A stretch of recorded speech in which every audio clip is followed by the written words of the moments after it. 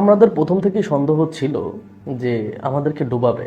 এই যে আপনার উপদেষ্টা যারা আছে, বৈষম্যবিরোধী ছাত্র আন্দোলনে যারা সমন্বয়ক ছিল, ওরা ৭১-এ মুক্তিযুদ্ধে নেতৃত্ব দিলেও ২৪-এ এসে নেতাদের একগুঁয়েমি আর কর্তৃত্ববাদী শাসনের জন্য আওয়ামী লীগ মুক্তিযুদ্ধের চেতনা বিরোধী শক্তি হিসেবে নিজেদের প্রতিষ্ঠিত করেছে বলে মন্তব্য করেছেন বিভিন্ন রাজনৈতিক দলগুলোর নেতারা।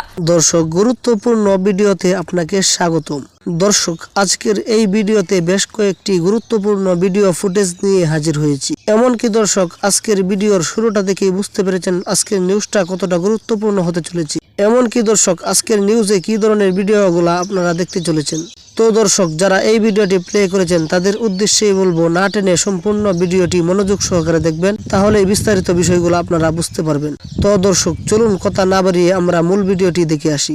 তার আগে আমার চ্যানেলে নতুন হলে চ্যানেলটিকে সাবস্ক্রাইব করে রাখবেন এবং পাশে থাকা বেল বাটনটি বাজিয়ে দিবেন পরবর্তী ভিডিওর আপডেট পাওয়ার জন্য। এমনকি দর্শক, একটি লাইক দিয়ে দেখতে থাকুন সম্পূর্ণ ভিডিওটি।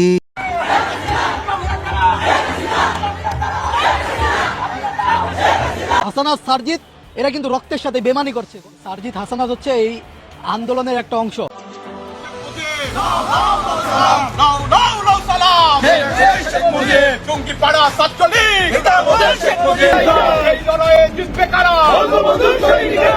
কিছু কথা খোলাখুলি বলে দিতে চাই ইউনূস সাহেব আপনাকে এবং আপনার সরকারকে।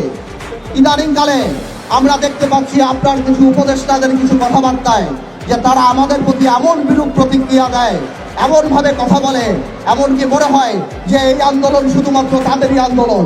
আমার ভাইয়েরা, তোমরা আমার যে বয়সে ছোট, আমি তুমি করেই বলি, সরকার নামানো আর সরকার চালানো এক কথা না। ভাইয়েরা, তোমাদের মনে রাখতে হবে, তোমরা হয়তো 10 বলে 20 রান করেছো, কিন্তু 180 রান বাংলাদেশের মানুষ করেছে 17 বছর।